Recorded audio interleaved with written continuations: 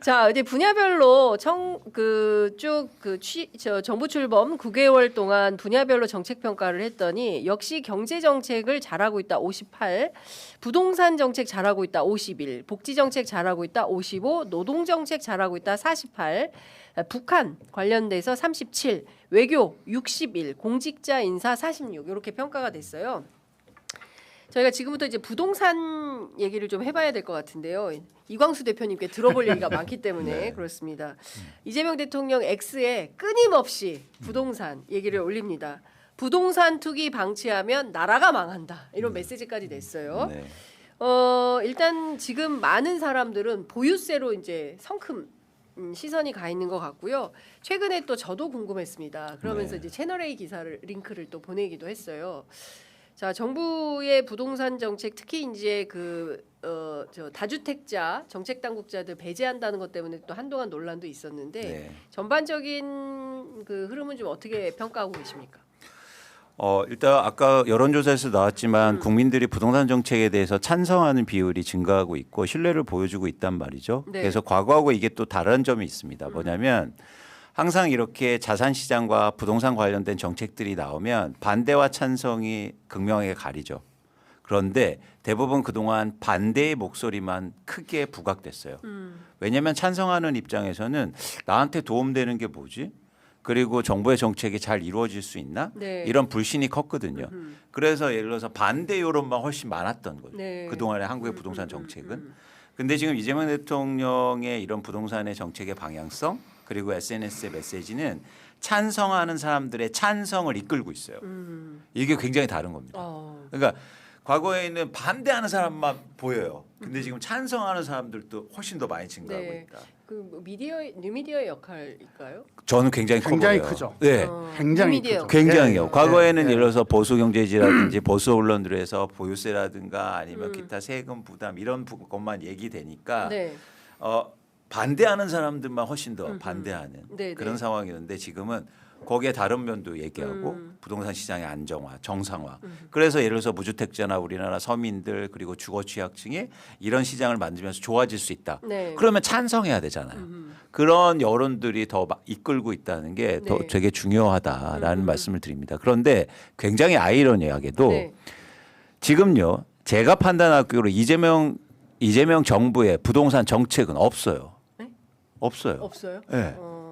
대책만 있었지. 대책만. 그리고 어떻게 방향성을 가겠다. 예. 큰 그림은 아직 안 그려졌고 발표한 적도 없어요. 집값이 오를 때 예를 들어서 뭐 토지 허가 구역, 뭐 대출 규제 이런 대책만 나왔지 부동산 정책이 나오지도 않았어요. 그리고 지금 이재명 대통령이 양도세 중과를 부활한다는 것도 네. 새롭게 법을 만든 것도 아니에요. 그렇잖아요. 예, 그렇죠. 있던 거 그냥 원래대로 유예를 한다. 없애겠다는 예, 거예요. 예. 그런데 제가 아주 쉽게 얘기하면 아무것도 안 했는데 지지를 받고 아무것도 안 했는데 가격을 하락시키고 있단 말이죠. 그거 특이하네. 놀랍지 않습니까? 놀랍네 진짜. 아무거 원래 뭘 많이 하신 것 같은 원래 느낌. 원래 장 기자님 진짜 고수는요 예. 아무것도 안 하고 적을 이기는 거예요. 야. 눈빛만으로. 예, 그죠. 그러니까 우리가 손자병법에 보면 안 싸우고 이기는 게 최고지 않습니까? 그 김앤장의 변호사들한테 그렇게 훈련시킨다잖아요. 네. 소송하지 않고 이기는 법. 그러니까 이게 제가 볼 때 아무것도 안 했는데 네. 스스로 지금 눕고 있단 말이에요. 그래서 이게 특이하네, 진짜. 과거하고는 굉장히 다른데 네. 이제 중요하죠. 이제 다음이 더 중요해진 거예요. 그래서 네. 이제부터 진짜 거기에 맞는 좋은 정책들이 나와줘야 이제 신뢰가 훨씬 더 크고 네. 진짜 우리나라 부동산 공화국을 없앨 수도 없앨 수 있겠구나. 있나. 깨부실 수도 있겠구나. 강남 불패 신화를 깨부실 수 있는. 예, 정말로요. 예. 그래서 저는 역사상 처음으로 그런 걸 만든 정부가 예. 될 수 있다는 희망을 가져요. 그렇군요. 지금 이 상황을 보면. 예. 그래서 말씀드린 것처럼 정책이 없어요. 근데 보유세- 대책이든 정책이든 국민이 시장이 신뢰하지 않으면은 힘을 받기가 힘들거든요. 네. 그래서 내가 늘 말씀드린 게 정책의 힘은 신뢰에서 나온다. 근데 이 신뢰를 확보하기 위해서 지금 몇 가지 조치들을 하시잖아요. 예, 뭐 예. 본인이 갖고 있는 분당에 하나밖에 없는 집 팔고. 예. 그다음에 부동산 정책 결정권자의 다주택자 배제. 다 배제하고 예. 이게 다 시장 국민의 신뢰를 선제적으로 확보하겠다고 하는 뜻이거든요. 예. 이 신뢰가 확보돼야 그 다음번에 나오는 대책이 됐던 정책이 되었던 이게 시장에서 힘을 받게 네. 되는 거죠. 근데 정책 당국자에서 다주택자를 딱 제안했는데 아까 이제 한정혜 의원님께도 여쭤봤는데 국회 여당 의원들은 왜 이렇게 다주택자들이 국토위나 이런 관련 상임위에 많이 계신 겁니까? 입법이 안 되잖아요. 그러면 아니, 여기서도 배제해야 되는 거 아니에요? 다주택자들은 제가 다 그건 어떻게 하실 겁니까? 조사를 다 못 해봤는데 제가 찬성입니다. 조사하시기 바랍니다. 제가 원내대표 할 때는 네. 제가 원내대표 할 때 그때도 똑같이 부동산 문제가 있었어요. 맞아요. 예. 그래서 의원들 우리 당 소속 의원들은 1주택만 소유하도록 다 매각하도록 조치를 해서 그때 집 다 팔았어요. 원내대표 하실 때. 내가 원내대표 할 때. 그랬더니 아주 슬픈 일도 있었어요. 어떤 게요? 우리 어떤 의원님은 예. 대전에 집이 하나가 있고 예. 저 시골에 충청도 어디 시골에 예. 어머님께서 사시다가 부모님이 사시다가 형제들한테 물려준 어. 상속해준 농가 주택이 하나 있었어요. 예. 그 농가 주택 얼마나 하겠습니까? 한 1, 2천만 원, 2천만 원 정도 할 거예요. 예. 그런데 그때도 이게 다주택이라 그래가지고 전부 다 안 돼. 1주택만 이렇게 했더니 예. 근데 그 집이 안 팔리잖아요. 농가 주택은 예. 멸시를 시켰어요. 멸실. 부시는 수밖에 없었어요. 어. 뭐 그런 슬픈 일도 있었습니다. 아 그렇군요. 그래서 내가 어디 하고 지금 배제할 거예요? 정확하게 현황 내가 지금 지도부가 아니에요 지금.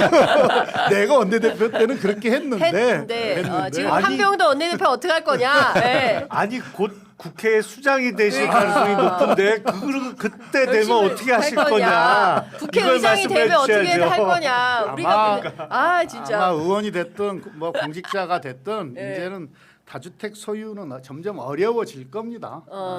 예. 그러니까 이재명 대통령이 이제 말씀하신 것처럼 네. 그게 유리하지 않도록 하면 되거든요.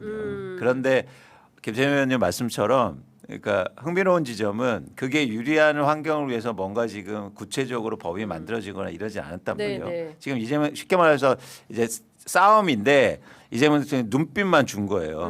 눈빛만 네. 발 잠깐 움직이고 그러니까 상대방이 이제 무서움을 느낀다는 거죠. 아니 그게 진짜 재밌는 게 문재인 정부 때는 사실 진짜 그래서 정책 신뢰가 확 무너진 게 민정수석직을 던져버렸잖아요. 집 팔라고 하니까. 그리고 진짜 그 비서실장까지 하신 정치인께서는 자기 지역구인 청주의 집은 팔아버리고 강남에 그것도 똘똘한 채를 유지해서 듣다 보면 다 사연이 있던데요. 근데 이제 보여지는 게 그렇죠. 정치인이시기 예. 때문에 예, 그건 예. 좀 너무 아니 심했어요. 그래서 대통령 그래서 딱 하나밖에 없는 집 그냥 팔아버리잖아요. 그냥. 이재명 대통령이. 예. 혹시 의원님은 다주택자는 아니신 거죠? 이렇게까지 얘기했는데 나중에 알고 보니 점점점 이런 거 아니죠? 저 딱 하나밖에 없는 집 은행 지분 다 턴 게 작년이었어요. 그래서 ETF 예. 그리고 조금씩 저 투자할 수 있었던 지역구에 겁니다. 오랫동안 거주하시는 예. 지역구에 예. 어디 강남 같은데 아파트 없으시고 그렇군요. 근데 지금 이런 상황에서 보면 이번에 이제 국토비서관이 세 채를 다 내놨다. 근데 세 채나 가진 사람이 국토비서관 하는 것도 좀 그렇지 않나요? 근데 네. 비자발적 다주택자들도 생각보다 많다. 많죠. 왜냐하면 네. 이제 한 채 갖고 있었는데 말씀하신 대로 상속, 상속을 예. 통해서 받아서. 뭐 형제가 네. 공동 지분을 갖고 있거나 그런 경우가 생각보다 많아요. 그리고 네. 이제 비거주 1주택도 좀 앞으로 네. 페널티를 주겠다 뭐 네. 이런 얘기가 나왔는데 그 다 사연들이 많아요. 예를 들어서 그런 거야. 자기 집에 살다가 애가 학교 배정이 좀 선호하는 지역에. 학교가 안 됐어. 네. 안 되고 이게 배정된 학교가 뭐 거리도 그렇고 또 뭐 학교 분위기나 뭐 이런 거에 따라서 이 좀 선호 대단히 가지 않았으면 배정받지 않았으면 하는 학교에 배정되는 수가 있잖아요. 그렇게 되면 어떻게 하냐면 보통 자기 집을 전세 주고 아예 학군이 다른 지역으로 네. 그래서 차선책의 학교에 입학하기 위해서 전세로 이사를 가더라고요. 그렇게 되면 비거주 1주택이 되는 거죠. 근데 그걸 비난할 수 있겠느냐? 그거는 뭐 좀 근데 그런 경우가 생각보다 많아요. 그러니까 네. 비난을 저는 이제 뭐 지금 사회적으로 얘기하는 거 아니고 이재명 대통령이 어떤 글을 SNS에 올리냐면 그러니까 그러니까 우리가 어디가 정책을 만들 때 중점을 어디에 두냐는 거죠. 그래서 이재명 대통령의 말을 빌리자면 나의 중점은 무주택자와 서민에 있다. 네. 그래서 수많은 사연이 있을 겁니다. 네. 예를 들어서 집을 갖고 계신 분들이 수많은 사연이 있겠어요. 근데 나는 이거보다도 무주택자가 더 중요하게 생각해. 네네. 그러니까 이거는 뭐냐면 옳다 그르다의 차원은 아니고 예. 결국엔 정책을 만들 때는 내가 어디에 더 중점을 주느냐가 핵심인데 네. 거기에 중점을 두는 거죠. 그렇다면 이제 그런 사연들이 뭐 많겠지만 그런 사연들을 다 듣다 보면 어떻게 되냐면 정책이요 동그래져요. 뭘 할 수가 없게 되죠. 네. 예, 그러니까 원래는요 이렇게 네. 뾰족했는데 네. 이게 사연을 엄청 들어요. 다 쳐내면 네, 그래서 동그래져서요 정책을 막 발로 차고 다녀. 그러니까 이래 왔단 말이죠. 이럴 거 왜 써? 막 이런 그렇죠. 비판까지. 그래서 예. 그거에 대해서 명확하게 그래서 왜 국무회의 때도 만약이 어디 있어요. 이렇게 얘기하지 그렇죠. 않습니까? 예. 그건 뭐냐면 뾰족하게 가겠다는 거예요. 그래 네. 그게 바로 신뢰를 만들고 네. 있다. 이게 분명한 것은 투기 목적, 네. 투기 목적의 다주택 네. 또는 투기 목적의 비거주 일주택 네. 또는 고가주택 예.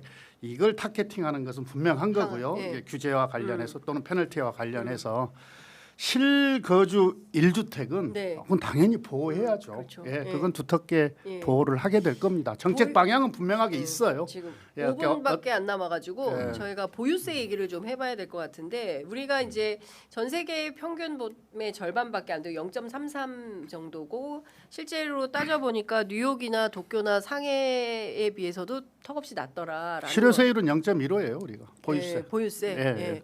그래서 이제 고가 주택의 경우에는 보유세를 하는 게 맞지 않냐, 핀셋으로 이런 얘기가 있는데 대표님 어떻게 생각하세요? 예, 저는 그러니까 어떤 세금이 어떤 성격이 있냐면 정부에서 예산을 확보하는 차원도 있지만 교정 과세의 성격을 갖고 있단 말이죠. 교정과세. 예, 그러니까 뭐냐면 세금을 도입해서 네. 예를 들어서 부동산 시장을 안정화시키고 효율적으로 작동시킬 수 있다면 네. 그러면 세금의 역할이 있는 거죠. 그러면 이제 보유세의 역할은 어떤 역할이 있느냐? 네. 저는 보유세의 가장 큰 역할은 한국에서 투자나 부동산의 투자나 투기 수익률을 떨어뜨릴 수 있다고 보는 거예요. 그러면 상대적으로 투자나 투기로 집을 살려는 수요를 줄일 수 있는 거죠. 네. 보유세를 도입하면서. 그런데 이게 뭐 여론이라든가 아니면 많은 사람들이 내야 돼서 부담이 크니까 그러면 예를 들어서 가장 효율적으로 보유세를 도입하는 방안이 뭐냐? 저는 고가 주택에 대해서만 보유세를 올리자. 실효세율을 그 생각을 갖고 있는 거예요. 네. 그래서 그렇게 왜 이 생각을 했냐면 지금 한국에서 막 집을 투자 목적이나 투기 목적으로 사는 대표적인 형태가 뭐냐면 갈아타기거든요. 저 높은 곳을 향해서 막 계속 갈아탄단 말이죠. 갈아탄다. 예. 예, 레버리지를 쓰면서. 근데 만약에 초고가 주택에 대해서 보유세가 인상되면 여기가 수익률이 떨어져서 예. 내가 목적지를 잃는 거예요. 그러면은 투자나 투기 수요가 급격하게 줄 수 있다고 전 보는 거죠. 아. 그러니까 과거처럼 일반적으로 모든 보유세를 올리면 조세 저항이 커질 거예요. 그렇겠죠. 특히 선거 앞두고 있어서. 그렇습니다. 그래서 대통령이 정치적 고려를 전혀 할 필요가 없다 뭐 이런 말씀도 하시죠. 근데 저는 정치적 고려를 전 하는 게 아니라 이게 세금이라는 게 뭐냐면 수용성도 있어야 되거든요. 네. 그래야 오래 가거든요. 예를 들어서 모든 보유세를 올리면 네. 만약에 다음 정부에서 예, 예. 정권이 바뀌거나 국회의 구성원이 달라지면 보유세는 또 무력화될 거예요. 그런데 만약에 50억 이상의 아파트만 실효세를 올린다면 네. 그것 때문에 시장의 효율성도 올리고 그렇다면 예를 들면 네. 국회가 구성원이 바뀌었어요. 그래서 국힘이 예를 들어서 다수당이 돼서 네. 그걸 바꾸려면 저항이 커질 거 아닙니까? 왜 부자한테 세금을 깎아주려고 해? 네. 이거죠. 예. 그렇기 때문에 어떤 보유세의 수용성, 네. 지속 가능성 네. 이걸 여러 가지 그리고 효율성을 감안할 때 전 초고가 주택에 대해서 보유세율을 실효세를 올리는 게 굉장히 중요하다. 그런데 이런 논의 중에서 지금 굉장히 또 저는 이제는 도전받고 있는 게 이런 거예요. 세금을 올리기가 쉽지 않으니까 네. 예를 들어서 과세 공시지가만 올리고 공정가액 비율이라고 해서 쉽게 말해서 표준 과세 그러니까 기준액만 올리면 되는 거 아니에요 이런 얘기를 한단 말이죠. 그것도 마찬가지예요. 뭐냐면 나중에 그러면 그건 또 바뀌어요. 네. 그럼 지속 가능성이 없잖아요. 윤석열 때 바뀌었죠. 그게. 네. 예. 사람들이 그러면요 신뢰를 못 가져요. 그래서 여러 가지 차원에서 사실 보유세를 우리가 조정해야 되는데 네. 저는 초고가 주택에 대해서 보유세, 실효세를 올리는 게 가장 좋은 방법이지 않을까라는 생각을 갖고 있는 거예요. 정책- 그러니까 보유세라고 하는 수단을 네. 단기적으로 부동산 가격을 잡는 정책 이렇게 접근하면 안 되는 것 같아요. 이렇게 시장의 구조를 바꾸는 정책으로 봐야 된다. 또 그렇게 설계가 돼야 된다. 지금 방금 말씀하셨듯이 이게 투기에 의한 네. 또는 부동산에 의한 과도한 기대 수익 네. 이걸 약화시켜야 될 거 아닙니까? 그래야 이게 또 뭐 저기 그러니까 주식을 포함한 네, 네, 네. 생산재 금융으로 이전할 수 있을 거고요. 또 세금이 부담이 되면은 이게 새로운 공급 정책이 돼요. 매물을 유도할 수가 있기 때문에 그리고 결과적으로는 이게 이제 자산 불평등을 완화시키는 그런 효과까지 이렇게 해서 어떤 구조를 바꾸는 정책으로 네. 보유세 문제는 접근을 할 해야 필요가 된다. 있겠다. 이게 무슨 단기적으로 무슨 집값 잡는 수단으로 그렇게 하면 안 된다. 된다. 예, 예. 의원님은 어떻게 보세요? 아니 뭐 정책 목적에 따라서 보유세를 올릴 수도 있죠. 네.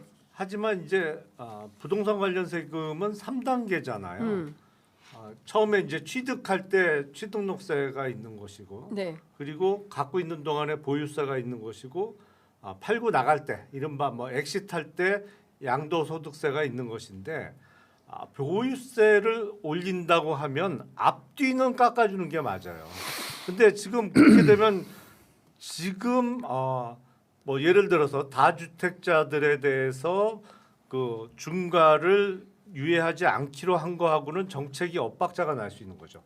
예를 들어서 조정 대상 지역에 3주택 이상이면 양도소득세가 이제 올해 5월 10일부터 계약분에 따라서는 이제 82.5%의 네. 양도세를 내야 되는데 보유세를 올리면 앞뒤는 깎아주는 게 맞습니다.